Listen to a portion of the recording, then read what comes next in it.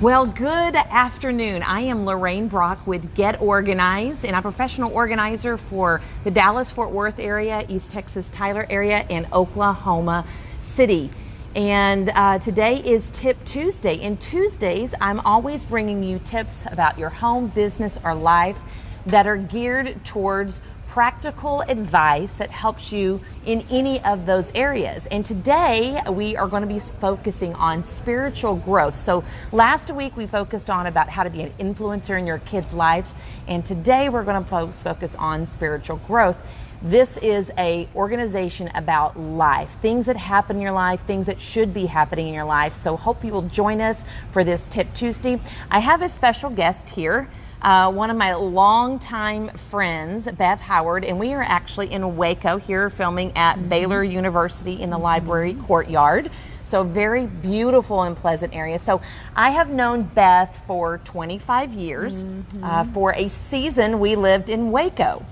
And long story really short, we were checking out some churches, and her husband were a Sunday school teacher at a local church in Waco, and we immediately just hit it off. I think we became really friends like in 4 days, I think. Yeah, 4 days. It was really, really quick. And lo and behold, we didn't know it, but they lived right around the corner in the same neighborhood that we lived in. And then obviously we became real good friends at a point in our life that we really needed someone to help us. Beth and her husband Charles opened up their home to us, and with guests and kids and husband in tow, they opened their home for about, I think, 3 to 4 months at least. And that was an awesome blessing. It was we joke about a lot of things to this very, very day. But Beth is extremely just a wise woman, a godly woman, a very wise woman. And many times in my life, over the years since I've known Beth, both my husband and I, we pick up the phone and call you or Charles. We have had some deep conversation about different things in our life because it's just something that you want. I mean, you're going to talk about this a little bit in your tips today, about finding someone that can be that Christian mentor when you really want to grow spiritually or have a situation you really need some really good biblical advice on. So, but anyway, so welcome to Tip Tuesday. Thanks, Lorraine. I'll have to be honest with you guys. When Lorraine asked me to do this, I thought, I am not going Facebook Live. Is she crazy? I didn't tell her that. I said, oh, sure. You were confident. You're my friend of 25 years. Of course I'll do this. But I went, oh, my goodness. I cannot go live. So I'm really out of my comfort zone. But I was telling Lorraine the only reason I'm doing it is because in about 48 hours we'll be celebrating National Friendship Month. National Friendship Day is actually August 4th. So I was like, okay, so this is my way to celebrate National Friendship Day. So here I get a am, little bit of grace period. Just 48 hours ahead of time, she gives me a little bit of grace. And so I would have never thought you would have been nervous. I mean, you stand up in front of so many people and give testimony and Bible study and oh my word, I just couldn't imagine. But thank you for going out of your comfort zone. So I sort of am in my element. I like to be in front of the camera. I mean, not like from a boasting standpoint, just from a standpoint of I'm comfortable in it, and I'm just real relaxed. But I guess there's one time or two, especially younger, that I probably got butterflies or something. So our topic today, spiritual growth. And before we get into the topics, and Beth, you have 3. I have the last tip today, so we have 4 tips total. But I wanted to get into what is spiritual growth. Like, you hear that word, you hear that terminology. What is it that we're talking about today? So I pulled up a verse, Hebrews 5:14. And I'm going to, sort of give you what it says and paraphrasing a little bit about what spiritual growth is. So spiritual growth is the process of becoming more mature in your relationship with Jesus Christ. Someone who is growing spiritually will become more like Christ. The spiritual maturity of that person is hopefully going to get to the point of being able to distinguish between good and evil even more so as they start seeing things in the world that they haven't seen before because they're becoming more mature in their spiritual growth. And I'm going to give you a little bit of example. My husband and I have taught adult Bible class for probably over 20 years. And one of the examples we give people is when you're looking to grow spiritually, many people that come in as a Christian come in like, think of a baby, a newborn baby on milk, right? It can't handle a T-bone steak right now. It just cannot. It handles just milk, and that's what it can handle.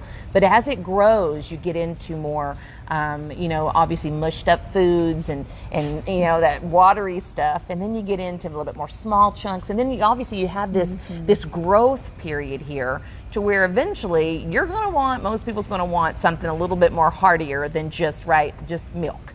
And I use obviously the T-bone steak as an example. If you're not a meat eater, it would just be whatever it is out there. You get the idea that it's more of the adult form of food because you're maturing and you're growing.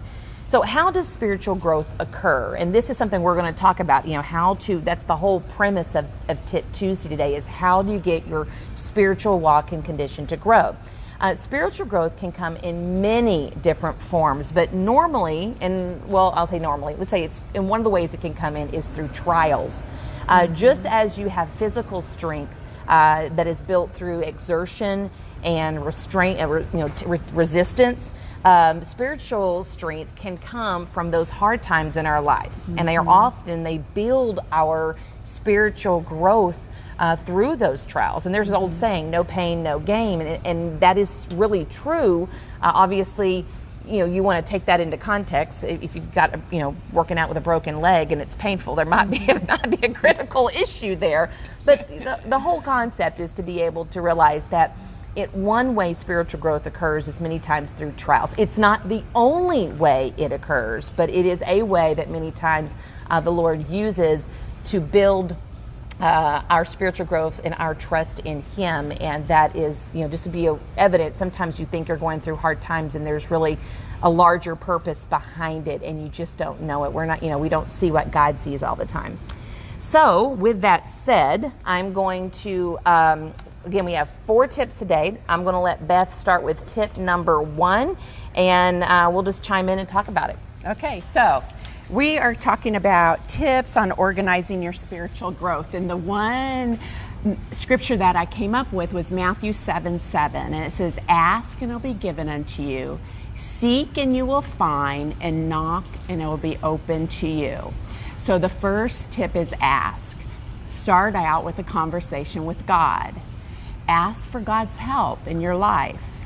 Ask God for the things that you may need. You may have to ask yourself, what areas of my life are out of control right now? What areas are waking me up? What's waking you up in the middle of the night that you're tossing and turning about?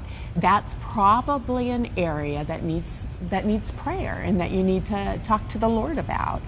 And it'll help you figure out where your prayer focus needs to be. Another thing is sometimes I'll say, where am I losing my serenity? At what areas of my life do I not feel peace at? And sometimes it can be in the moment. And if it's in the moment, then I kind of hit the pause button right there. My husband recently locked the keys in the car. And on a date night. It was date night. And I could have just said some ugly things, or it could have got really bent out of shape, but instead I just hit the pause button. I just went for a little walk and I said, Lord, please just help the locksmith to get here quick so we can get on with our date and we can enjoy our time together. And you know what? God immediately answered the prayer. So sometimes in asking, He immediately answers. So tip number 1 is ask. Tip number 2 is seek. And this is from Matthew 6:33, and it's seek ye first the kingdom of God and His righteousness, and all these things will be added unto you. Sometimes when we ask God, He doesn't answer. He doesn't give us the answers we want. So that's when we start seeking God's path and purpose for our life.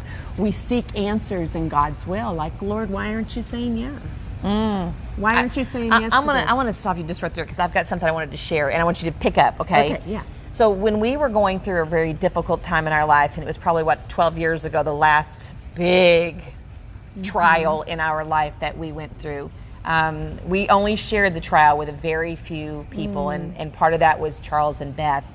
And I remember they came down, I think it was one Christmas season, and we didn't know, we were trying to figure out what God wanted for our life, and we kept praying and seeking and asking. Yeah. And the crazy thing is we didn't hear a word. Like we didn't hear, I'm not talking about an audible word, I'm talking about there was no one thing, no direction. No direction, nothing stood out, no wisdom from anybody seemed to be the answer, and we were just sort of lost in the wilderness. And the one thing that Charles and Beth said was, do the last thing that God told you to do.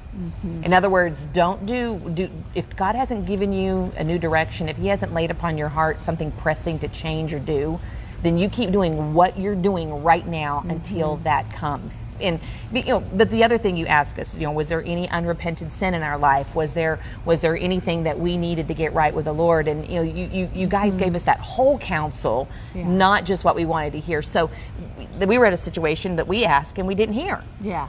And that's what we just did. We kept on seeking and asking. And seeking a lot of times is an action word. One of the things that I really needed to do was seek time in my schedule to set apart so I'm spending time with God and spending time communicating with him, and seeking out safe people to hold me accountable. And that goes back to asking. I asked a couple people, can you hold me accountable? Yeah. And right now, I was telling Lorraine, okay, so brace yourself, this is it.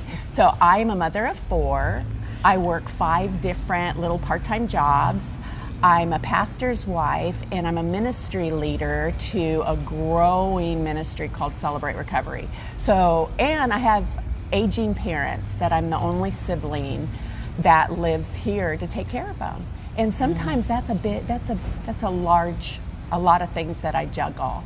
But so I know that in seeking, that it's important to spend time in God's Word. So I've asked 2 people. I have one mentor that I meet with every week, the same time every week, and we sit down for an hour. She's actually at her house or somewhere on the road. I'm on the road or at my house, and we, of course, one of us isn't driving, but we'll read a devotion, we'll talk about the devotion, and we spend time together holding each other accountable and talking about what we just read and what's going on in our week. And then I mentor somebody once a week, and we meet on her lunch hour, and the same thing, we'll read the devotion together, we'll answer the questions. So that's just a tangible tip on just, really, you don't have time, especially in where y'all live in Dallas. Traffic's so bad, and you know what? Waco has 40,000 visitors a month now. Thanks, Chip and Joanne. So we're getting traffic too. Sometimes the traffic, we don't get to navigate to make it to Bible study, but there are ways that we can connect, and we need one another. So seek out those safe people. So that's tip number 2 is seek. The 3rd tip is knock.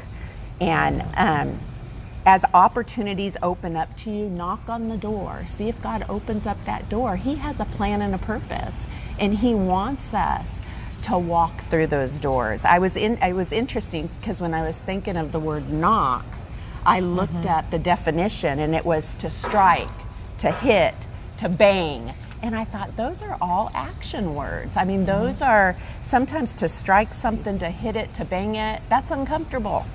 That causes, it takes sacrifice and discipline and self-control to knock. If you get knocked down, sometimes when we're on this journey and we really feel like God's leading us, we'll get knocked down. Just because you did get knocked down don't mean it's not God's will. It may very much be his will. And that's the tough part, to see through that. Like I told you in our situation, that it's happened twice in our life, this devastating situation, that we it's like, why we thought we were doing everything right, but it was God's plan for something more in our life. And probably one of the outcome to that was probably that spiritual growth that we're talking about even now. Well, and in the asking, seeking, and knocking, God will open up things. And one of the things he opened up in my life, there's a couple things. One was many years ago, I had made a commitment. I was doing a Bible study, and I made a commitment to just start exercising. And I really felt like the Lord had said, you know, you've loved me with all your heart, mind, soul. Now it's time to give me your strength. And I was not from an exercise background. My husband thought I lost it. I bought some really nice gray sweats at Walmart, and I showed up at the gym. Well, that was about 11 years ago. And since then, God has taken me on this. He's just, through prayer, he's just taken me on this amazing fitness journey. And for my 50th birthday, I was able to complete a whole Ironman. I know, this is impressive, guys. And some people said to me, you're too old to do that. And just to let you know, an Ironman is a 2.5 mile swim, a 112 mile bike, and a 26.2 mile run. So that was 140.6 miles I had to do in 17 hours. But I felt like, you know what, that God was with me, and that was part of the journey.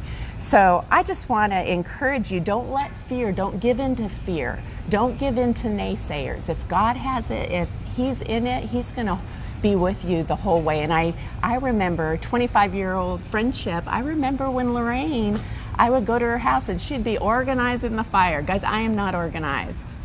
I want to be organized. It's one of those things I fight for every day. But she would be always organizing. And she says, I'm starting this business.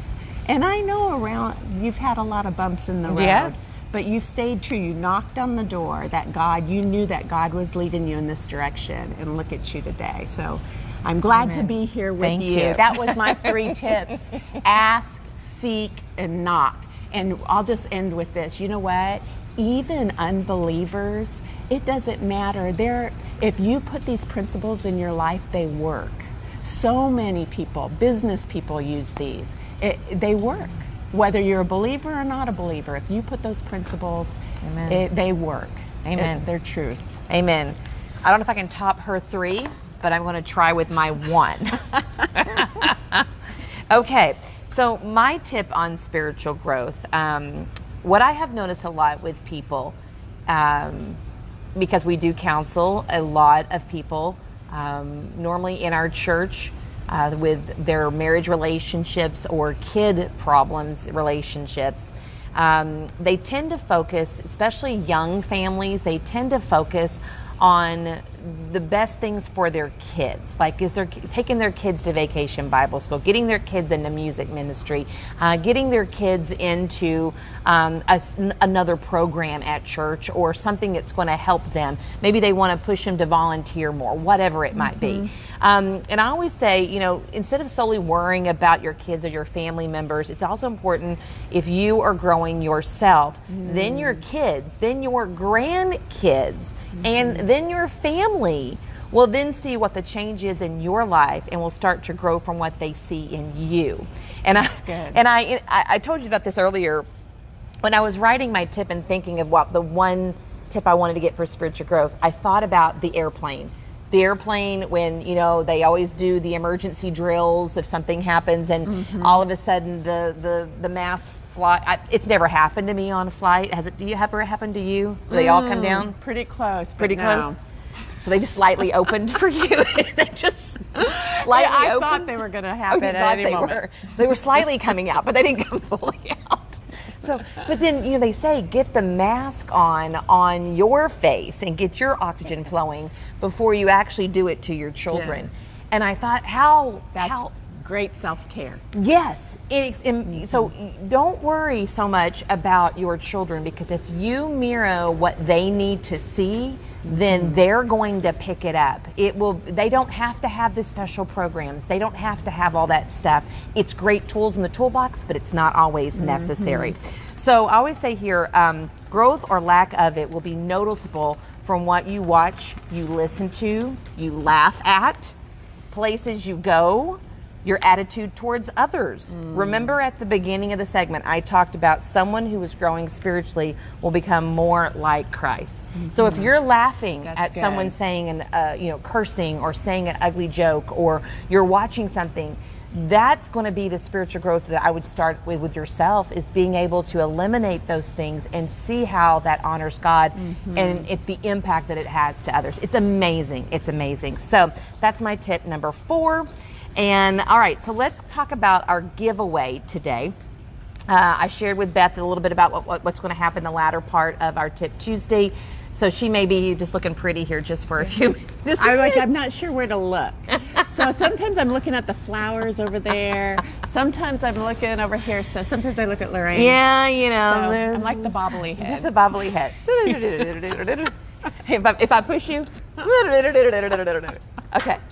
Okay, so we're giving a good giveaway. We're going to get 5 hours away with shopping with me. That means normally we have our clients pay an hourly rate to take an organizer or myself shopping.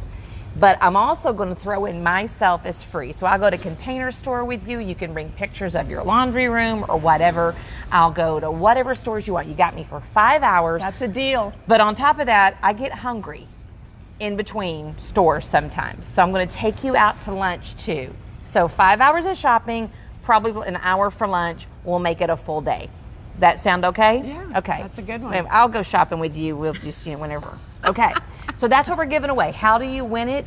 You can leave a comment down below about which spiritual tip, one of Beth's or mine, of which one you're going to be implementing in your life to see some spiritual growth. I want to hear back from you. I want you to really listen to it and define which one, or let us know which one you're going to really try to focus on and do it well, and we'd love to have you. Leave a comment down below, and then you'll be entered for the 5 hours of shopping and lunch.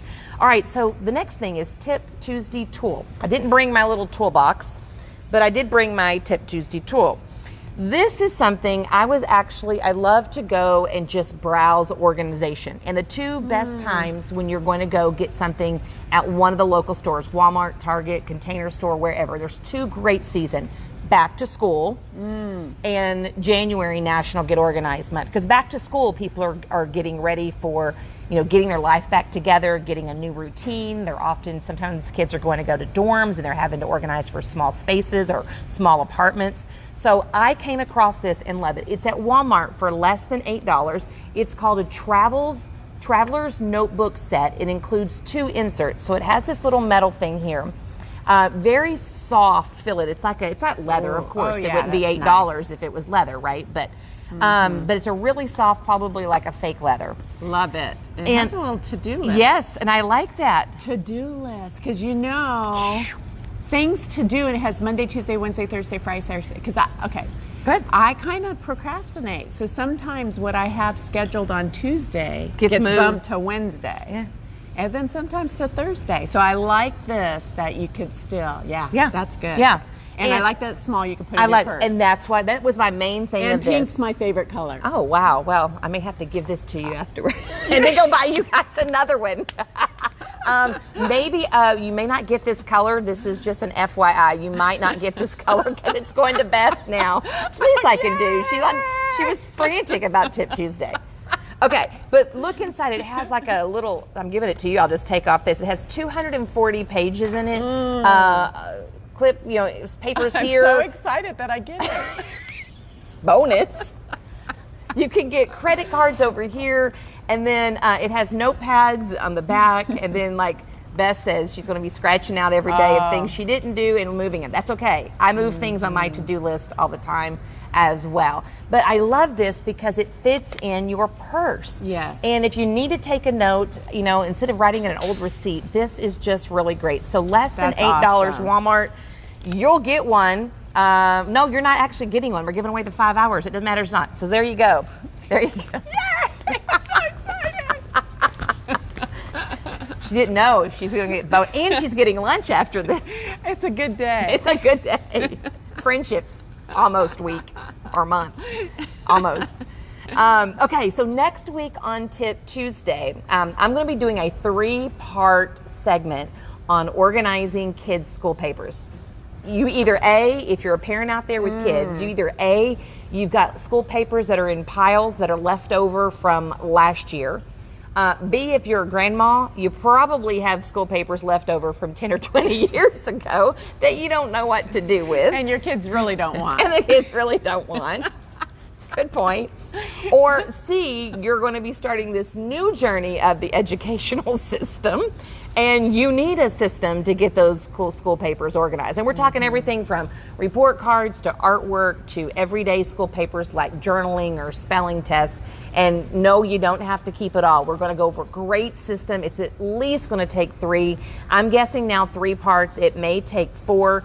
Many of our organizers do set these systems up for our clients, but we're going to teach you guys how to do it. So starting next Tuesday on Tip Tuesday, part 1 of a 3-part segment on organizing kids. I may need to have my teenagers even sit in on this. There you go. Because I don't know if they know how to organize their school papers. Well, teenagers, yeah.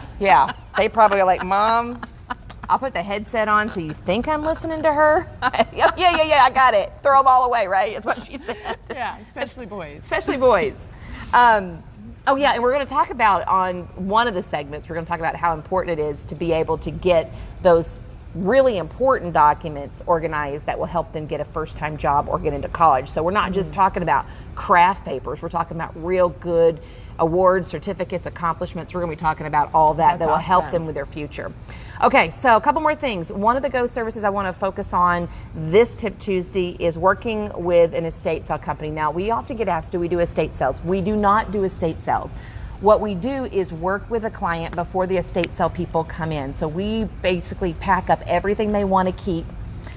We can, as we're sorting through and cleaning out closets and drawers and bins, we set the stuff they don't want, in boxes and stuff for the estate sale people to come in. We don't want to duplicate work, but we absolutely want to make it a very organized, streamlined process where we can get the stuff you do want out of there, packed up, mailed off, sent to your family if they don't live locally, and then it's ready for the estate sale people to come in. So just want to know, we often get in there before the estate sale people, and don't throw away anything. I mean, a broken ceiling fan will sell. The blades, people want the blades. Don't throw anything away if you think that you're going to have a garage sale or estate sale. People will buy almost anything. All right, so will you buy any? You have a lot of garage sales. Do people buy anything? They buy a lot. They buy a lot. I'm trying to simplify. You'd be impressed. I would be impressed. I've really purged a lot. I'm not where I want to be, but that's okay. I keep on. That's okay. Keep on. I think you're doing great. Physically fit. I mean, I could use that, and I got the organizing. You say you don't have it, so we just need to share. I love your dress, by the way. Oh, thank you. Nice and summery. Thank you. It's really hot out here today. Tip Tuesday. The things that we do. All right, we're going to finish this up. All right, so lastly, just one more. Oh, I don't need that. I don't need that. I'm so if you want, she's very proud of it. If you want in for the 5 hours on shopping with me and lunch, leave a comment down below of one of the tips that you are going to implement in your life that we left on Tip Tuesday today for spiritual growth in your life. And that is it. You weren't shabby at all. You did great. I'm glad. You're not fearful?